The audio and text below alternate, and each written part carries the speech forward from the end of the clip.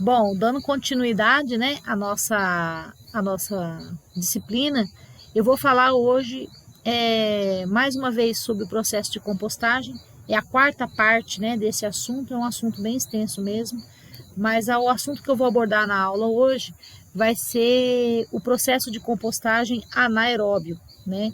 Eu vou falar como se desenvolve o processo da digestão anaeróbia, né? Como que é o papel de cada bactéria fermentativa em cada etapa, cada fase.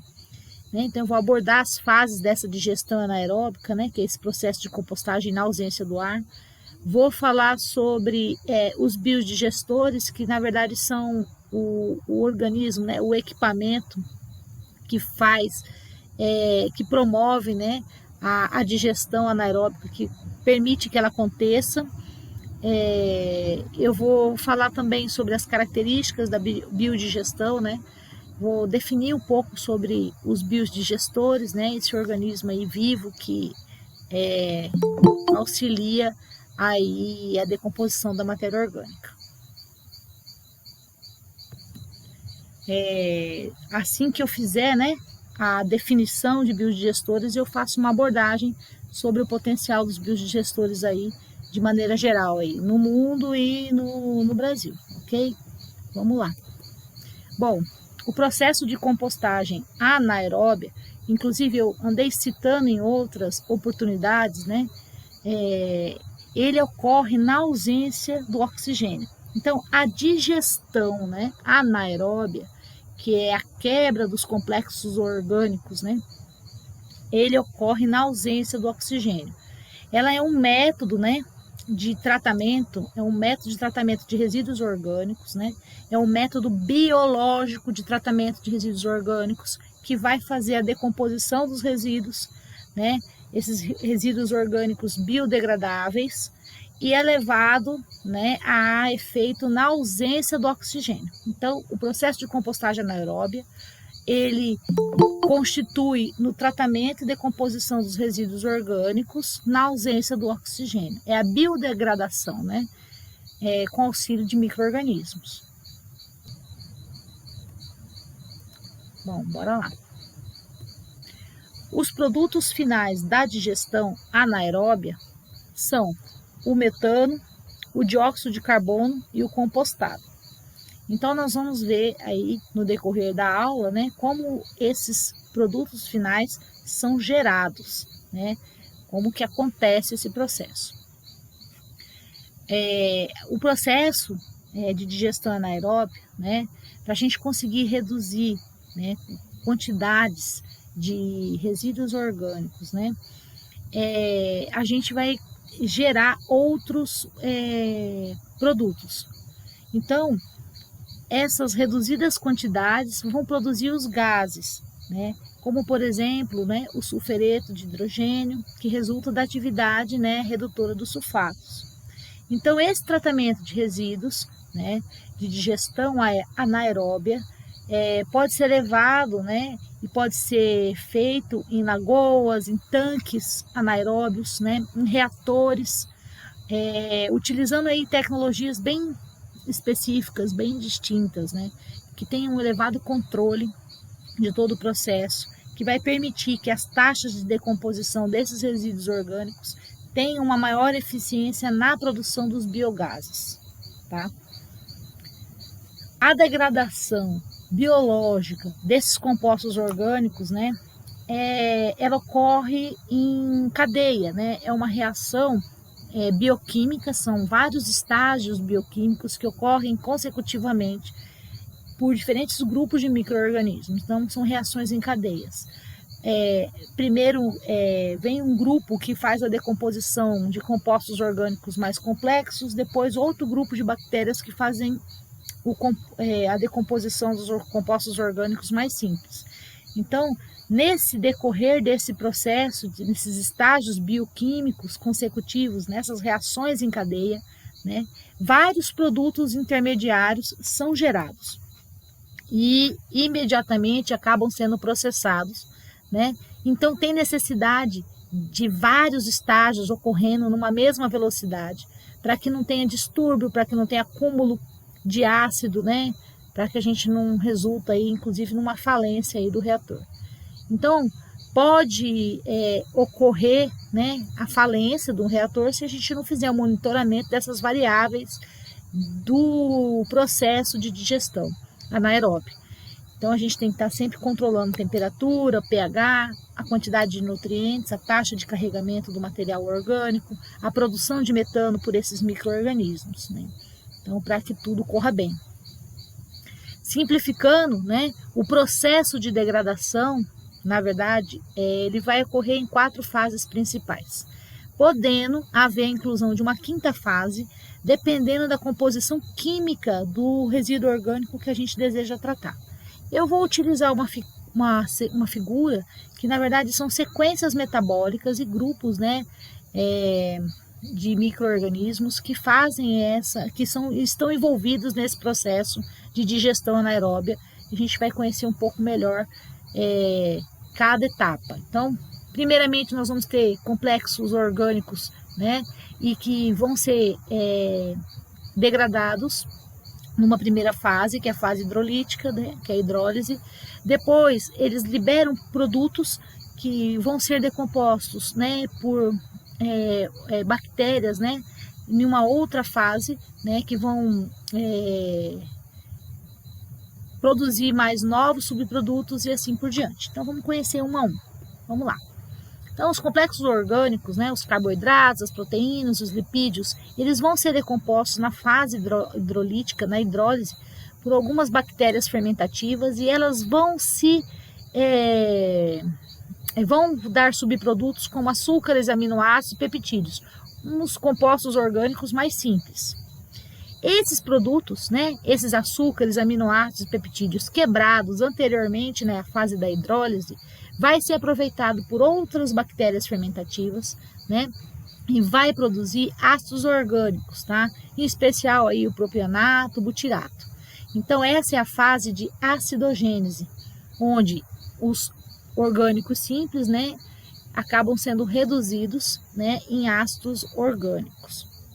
E aí, na sequência, né, esses ácidos orgânicos vão ser consumidos por bactérias, né, acetogênicas, e nessa fase, na acetogenese, né, as bactérias elas vão produzir hidrogênio, gás carbônico e acetato. E aí acontece a 5ª fase, né, a 4ª fase, que seria quando as bactérias, né, pegam esse material, né, esse produto, e transforma, né, em partículas menores ainda. Então, as bactérias começam a fazer a fase redutora, né, especialmente as redutoras de sulfato. Então, a gente vai ter aí algumas que vão ter preferência pelo metano e outras que vão ter preferência pelo carbono. Então, a gente vai ver isso mais detalhadamente daqui a pouquinho. Então, o processo de digestão dentro do reator, dentro do biodigestor, dentro da usina, né, dentro daquele organismo hermeticamente fechado, lá na ausência do oxigênio, vão ter 4 fases distintas. A primeira fase, que é a fase hidrolítica, uma segunda fase, que é uma fase acidogênica, uma terceira fase, que é uma fase acetogênica, e uma 4ª fase, que é a metogênica. Isso tudo acontece de maneira consecutiva e em cadeia, e gera alguns produtos que são consumidos consequentemente nas fases seguintes. Então vamos lá, vamos falar pela primeira. A hidrólise, né, é aquela quebra daqueles materiais mais complexos, né, em materiais que podem ser dissolvidos de maneira mais simples, em moléculas menores. Então a gente tem lá carboidrato, proteína e lipídio, que são quebrados em açúcares, aminoácidos e peptídeos, certo? Essa conversão, né, é feita por micro-organismos, né, fermentativos, e eles atravessam a parede celular, né, e essa conversão de materiais, ela ocorre, né, através da ação deles, e eles excretam exoenzimas, né, e essas exoenzimas, né, é que vão ser digeridas na próxima fase, na fase seguinte, que é a acidogênese, né? Então, aqueles ácidos excretados pelas bactérias fermentativas que quebraram aqueles complexos aquelas partículas orgânicas mais complexas em partículas mais simples, vai gerar um produto que são produtos solúveis, né, oriundos da hidrólise, que vão ser metabolizados no interior de bactérias, né, porque eles penetram, né, o micro-organismo, e eles são convertidos em diversos compostos mais simples, né, que então são excretados pelas células, que são os ácidos graxos, né, álcoois, né, ácidos láticos, gás carbônico, hidrogênio, amônia, o sulfeto de hidrogênio e também novas células bacterianas. Então, os ácidos graxos, né, como eles são os principais produtos aí dos organismos que vão fazer esse processo fermentativo, né, eles são designados, né, como bactérias fermentativas acidogênicas, geralmente Clostridium e Bacteroides, tá? Que fazem esse papel. Então, eles recebem, né, aminoácidos, açúcares no interior, né, celular, quebram esses aminoácidos, esses açúcares e liberam os ácidos, tá? Graxos voláteis. Na sequência, acontece a cetogênese, né? Ou seja, as bactérias, né, acetogênicas, o que elas vão fazer? Elas vão pegar e vão fazer a oxidação dos produtos, daqueles ácidos graxos lá daquela fase anterior, da acidogênese, né? Então, elas vão ser responsável, né, por fazer a oxidação desses produtos. E nessa fase, né, nós vamos ter algumas bactérias que vão ter mais apropriadas para a produção do hidrogênio, e outras que vão ficar mais apropriadas, né, para gerar dióxido de carbono e acetato, ok? Então, nós vamos ver como que ocorre isso daqui. Na metanogênese, que é a etapa final, né, na degradação anaeróbica, né, de compostos orgânicos, o metano e o dióxido de carbono, que foram produzidos, né, na fase anterior, né, eles, em função da afinidade por substrato, né, eles vão subdividir ainda em dois grupos principais. Nós vamos ter aí bactérias metanogênicas especializadas na quebra, né, do hidrogênio, né, e outras especializadas na quebra do acetato, tá? Então vamos lá. As metogênicas acetoclásticas, elas vão pegar o gás metano do ácido acético do metanol, né, e vão, através da digestão anaeróbica, né, produzir o gás, né, fazer toda a produção do gás metano. Geralmente os gêneros delas são as metanossarcinas e as metanosaeta, tá, que fazem, né, esse trabalho.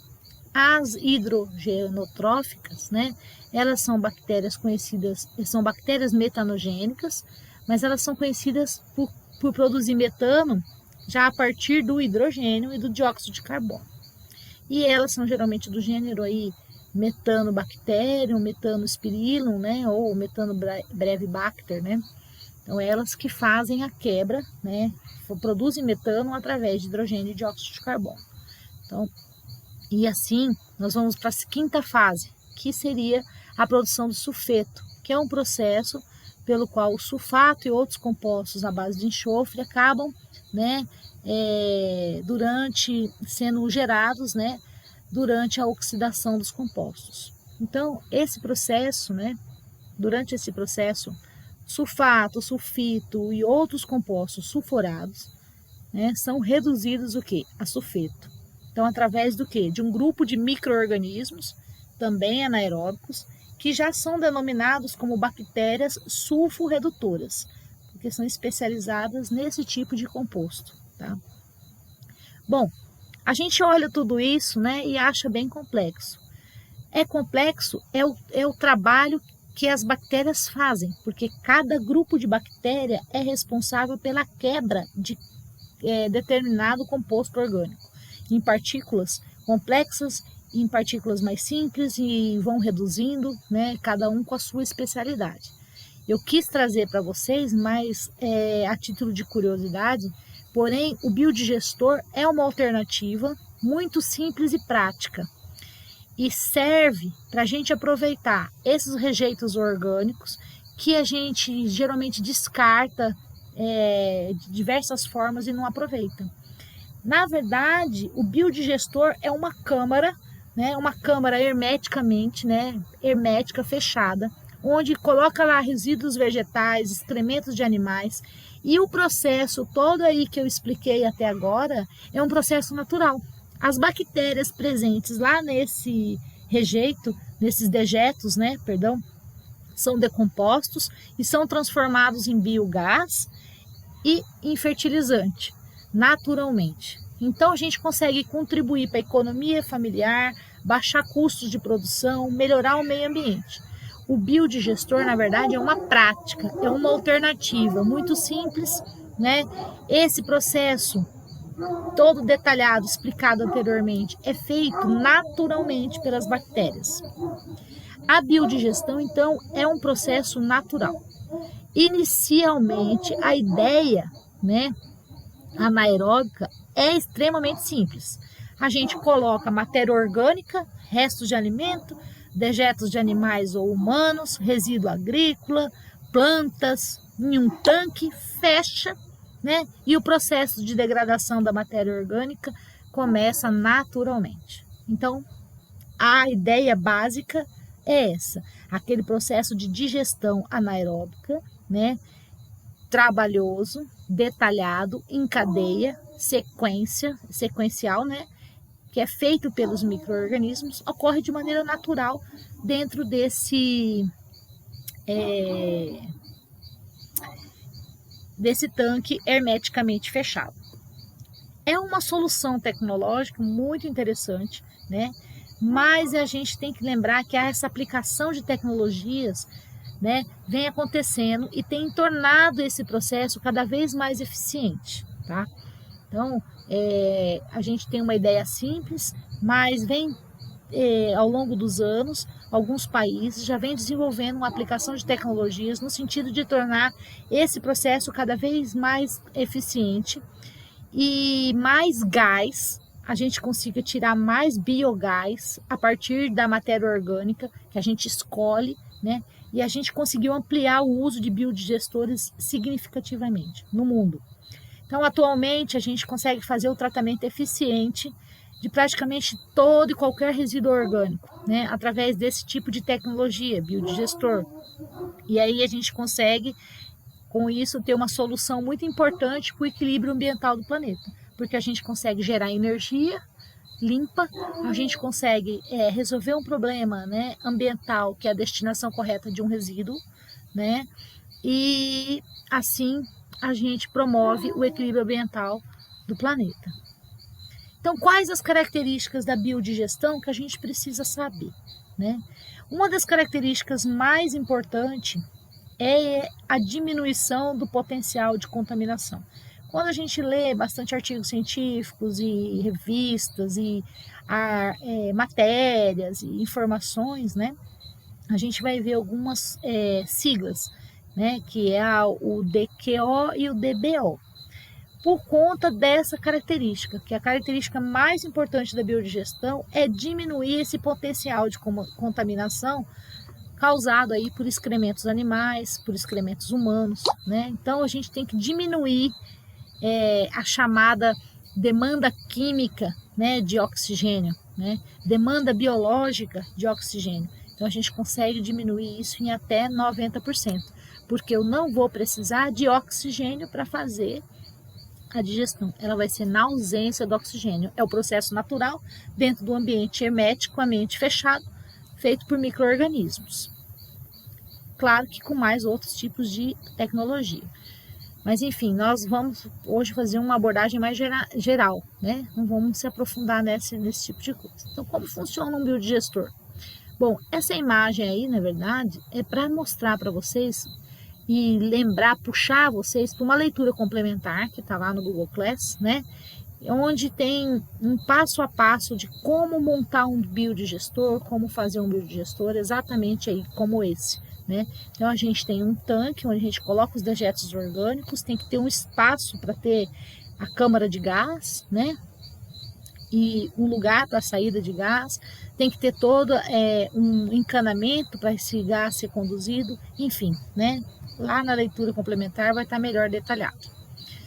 Aqui eu quero falar sobre uns componentes, né? A gente tem vários tipos de biodigestores, eles variam bastante de acordo com o dejeto que eu desejo tratar, de acordo com as condições do terreno que eu escolhi implementar o meu biodigestor, mas a estrutura do biodigestor são composta basicamente por uma câmara de fermentação. Então a gente tem lá uma câmara de fermentação onde eu vou armazenar a biomassa, o resíduo orgânico, durante esse processo de decomposição, durante esse processo aí de atuação dos micro-organismos. Eu tenho que ter uma câmara de armazenagem do gás, porque o gás vai ser gerado, né? Ele é um produto, né, do processo de decomposição anaeróbica. Então ele precisa ficar acumulado antes de ser extraído dessa câmara. Então eu tenho que ter uma câmara de armazenagem também. O tanque de carga, que é a entrada onde que eu coloco a biomassa.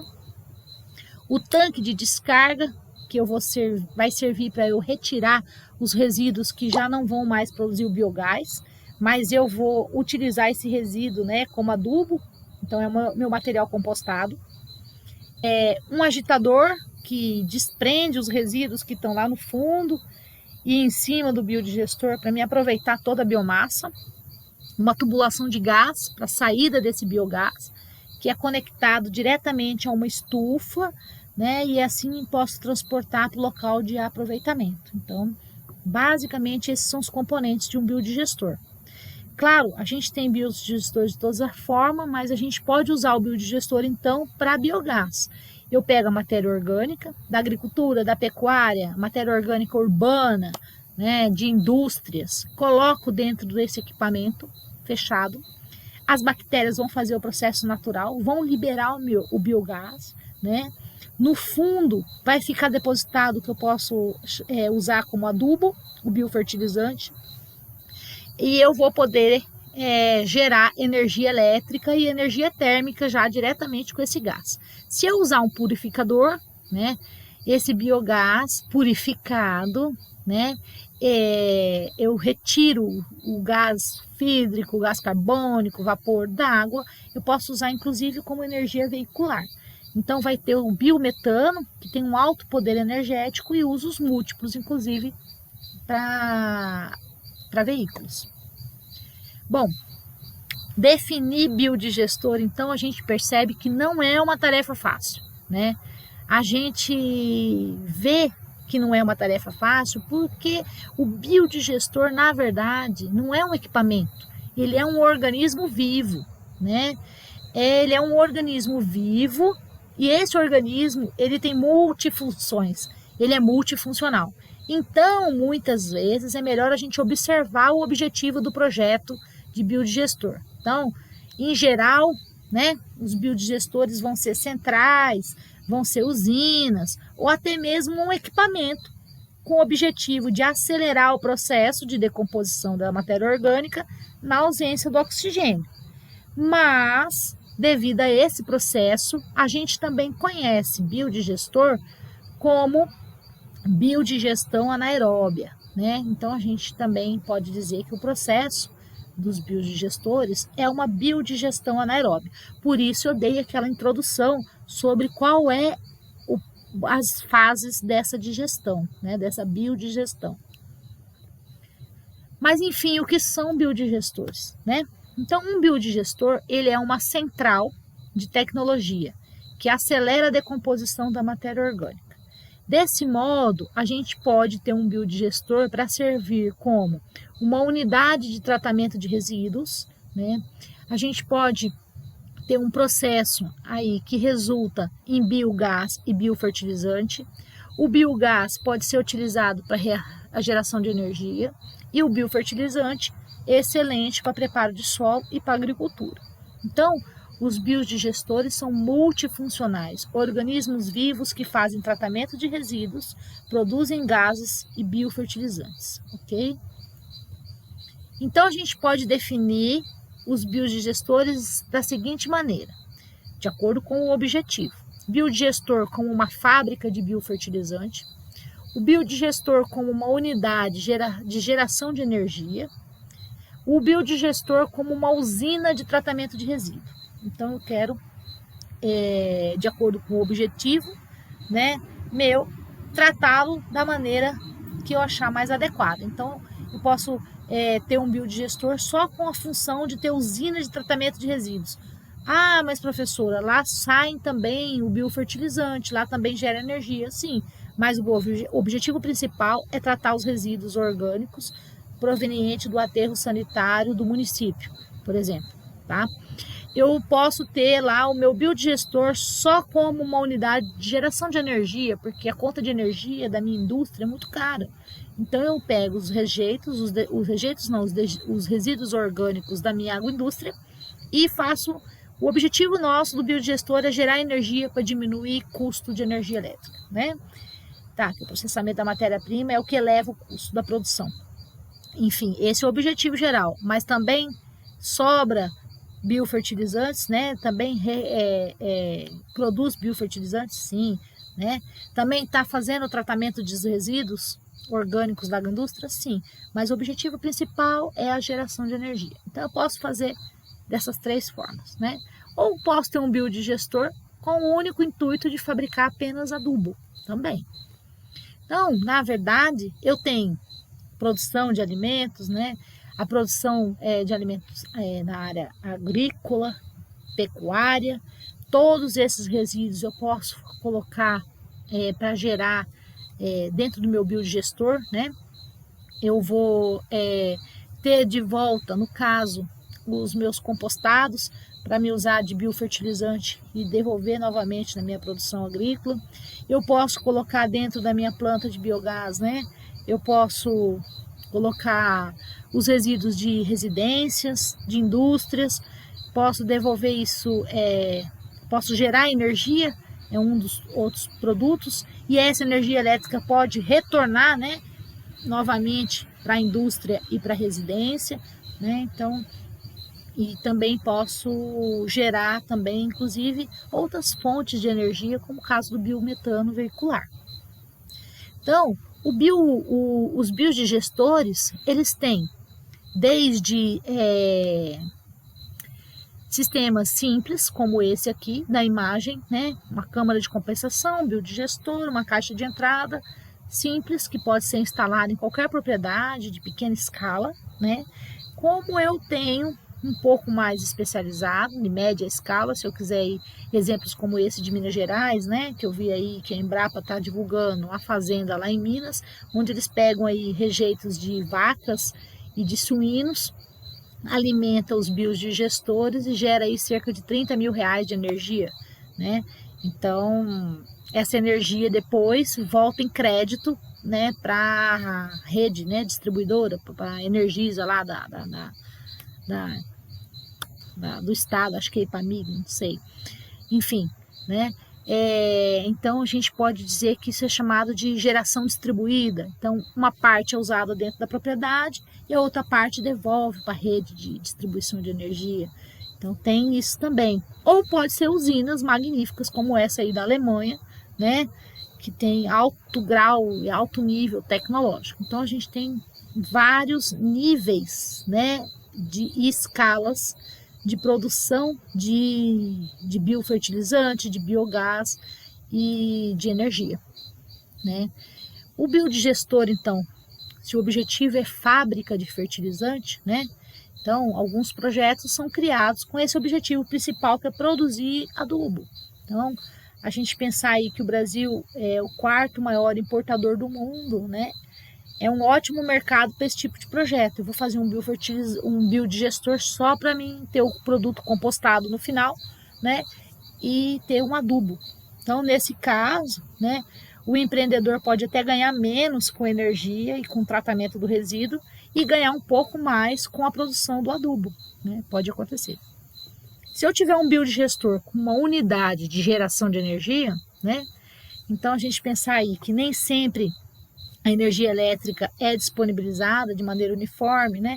Que em São Vicente sempre acaba a energia, né? Por conta do quê? Que a nossa energia elétrica nem sempre, às vezes, é confiável, né? Então acontece por quê? Porque a gente falta capacidade de geração, né? Porque é uma área de difícil acesso, por exemplo. Então, através de um biodigestor, a gente consegue gerar energia de forma descentralizada, ou seja, eu vou ter minha própria energia local, né? Onde existe essa demanda, por conta que é uma área de difícil acesso, e aí o excedente ainda posso vender para a rede Energisa, por exemplo.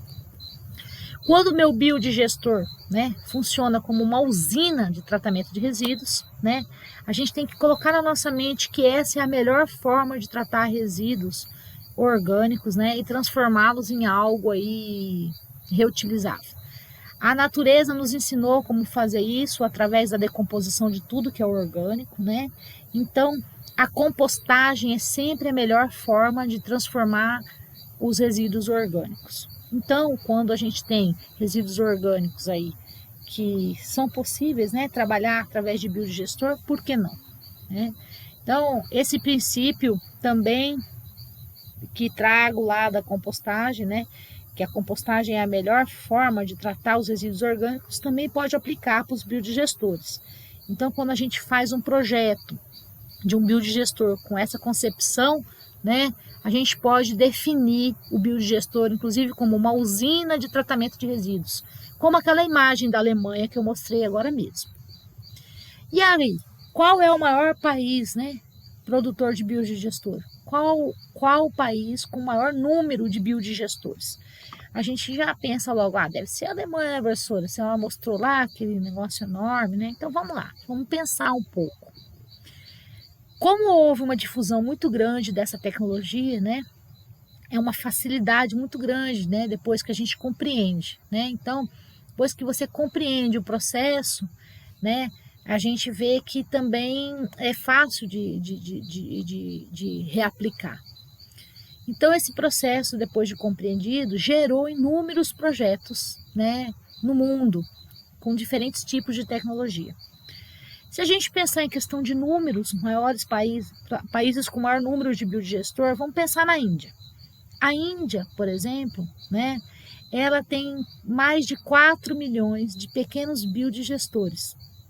Esses biodigestores são fermentadores a partir de 1 metro cúbico de matéria orgânica, né, de biogás. Então eles produzem a partir de 1 metro cúbico de biogás. E eles usam como matéria orgânica o esterco do gado, né? Então é um país que tem potencial para até 12 milhões de unidades desse tipo, e hoje atualmente está aí nessa faixa aí dos 4 milhões de pequenos biodigestores a partir de 1 metro cúbico. Nossa, então a Índia é o maior, o país que tem o maior número de biodigestores. Vamos continuar pensando um pouco. Se a gente pensar na Alemanha, que é aquele biodigestor lá, todo clean, né, que eu mostrei no slide anterior, a gente percebe que a Alemanha investiu pesado no desenvolvimento de tecnologias de biodigestão. Hoje é o país que é detentor dos melhores métodos de produção de biofertilizante e de produção de energia elétrica a partir de matéria orgânica. Então, lá no começo da aula eu falei, é um processo simples e prático, mas existem muitas tecnologias avançando no método, né? E a Alemanha é o campeão. O forte incentivo, né, e diversificação da matriz energética fez com que quantidades enormes de biogás saltassem no ano de 2016. No total, né, foram mais de 9.000 usinas de biogás espalhadas em todo o país, né? Então, ela não chega a ter 4 milhões de pequenos biodigestores, mas ela tem 9.000 usinas de biogás, né, no país. Então, a Alemanha hoje é o principal exportador dessa tecnologia, né? Se a gente quiser aprender sobre biogás, né, a gente tem que ter esse olhar, né, para os alemães. Então, é uma potência, né, elétrica. Ele saltou aí de 1,3 gigawatts em 2007 para incríveis 4,2 gigawatts em 2016, tá? Então, a matéria orgânica, né, ela gera biogás. Mas quanto? Essa pergunta também fica na nossa cabeça, né? Em se tratando aí de decomposição anaeróbica, né, geração de biogás, a gente tem que levar em consideração algumas coisas. Primeiro, os diferentes tipos de matéria orgânica vão produzir diferentes quantidades de biogás, né? Então, para a gente fica naquela cabeça, mas quanto que gera, né? Quanto de matéria orgânica, de esterco de gado gera a quantidade, quanto que gera em energia elétrica, quanto que gera, enfim, né? Em biofertilizante, que seja. Então, a matéria orgânica, o diferente tipo de matéria orgânica vão gerar diferentes tipos e quantidades de biogás. Outra questão, né, que os diferentes tipos de matéria orgânica, né, com diferentes concentrações de metano e gás carbônico, né, então existem diferentes tipos. Por isso que a gente precisa conhecer qual é a matéria orgânica que eu desejo fazer o tratamento através de uma decomposição na ausência do oxigênio. A grosso modo, há uma equivalência energética, né? 1 metro cúbico de biogás equivale, né, a mais de 1 metro cúbico de gás de cozinha, né? 1 metro cúbico de biogás vai equivaler a quase mais de meio litro de gasolina, né? A quase 1 litro de álcool. Então, 1 metro cúbico de biogás equivale a 6,4 quilowatts de eletricidade, né? Eu consigo equivalente a 2,7 quilos de lenha, se eu fosse fazer madeira queimada, né? Então, ele é um atrativo, né? Uma tecnologia prática, simples, que tem esse atrativo. E como que a gente calcula, então, faz essa conta, né, professora? Como que eu faço para calcular o potencial de biogás do meu biodigestor? Para calcular o potencial, né, da geração de biogás, de uma mistura, eu preciso saber a análise química da matéria orgânica que eu vou usar, preciso saber a quantidade que vai ser gerada no processo, e isso depende do tipo de tecnologia que eu vou utilizar. Então, a quantidade de biogás dos biodigestores de 1 metro cúbico na Índia, né, são uma, porque a matéria-prima que eles utilizam lá é outra, né, diferente da Alemanha. Então, a quantidade de biogás, o potencial da usina da Alemanha é outro, né, porque a matéria-prima que eles utilizam para fazer a geração do biogás lá é diferente, ok? Então, eu preciso saber qual a tecnologia que eu uso, qual a quantidade que eu vou gerar e fazer uma análise da matéria orgânica para depois eu saber e conseguir calcular. Bom, e aí então, professora, qual o tipo de tecnologia que eu escolho, né? Um fator decisivo, né, para a gente escolher a tecnologia que eu vou aplicar na minha biodigestão, na ausência do ar, né, do oxigênio, é feito com base no substrato que eu tenho disponível, no resíduo orgânico que eu tenho disponível. Então, o resíduo orgânico que eu tenho disponível é esterco de gado, são dejetos suínos, né? O que é que eu tenho de resíduo orgânico? Com base naquele resíduo orgânico que eu desejo fazer a digestão anaeróbia, é que eu vou escolher a minha tecnologia. E, em geral, cada projeto de biodigestor, ele é único, né? E ele vai merecer uma atenção toda especial. Nunca a gente deve esquecer que o biodigestor, ele é um sistema digestivo automatizado, ou seja, um ser vivo, né?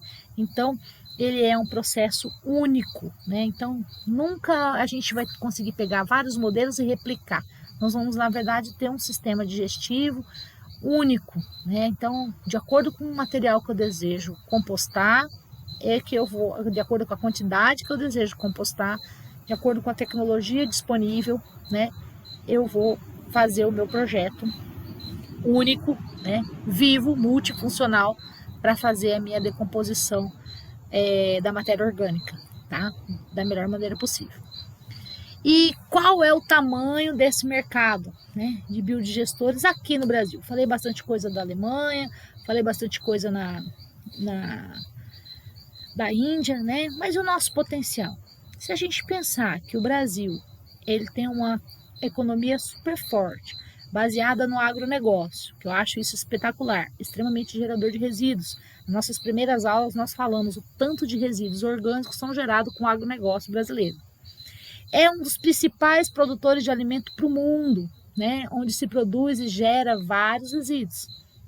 O Brasil, né, o mercado brasileiro, tem uma demanda gigantesca também por soluções para tratamento desses resíduos. A gente viu nas primeiras aulas, por exemplo, resíduos dos rumens de bovinos, dos abatedouros, né, dos nossos frigoríficos, não tem uma destinação, não tem um devido cuidado, né? Então, segundo uma estimativa do Ministério do Meio Ambiente, seria necessários aí 100 mil biodigestores somente para os resíduos orgânicos, né? Então, se alguém quiser aí se animar de entrar nesse mercado de biodigestores, é um mercado em potencial, né? 100 mil biodigestores para dar conta dos resíduos aí só do agronegócio já estava um bom tamanho, né? Bom, esse foi o meu recado, né? O que eu tinha para falar aí era isso. Vou estar aí à disposição aí no meu WhatsApp, no meu e-mail, é só me chamarem, ok?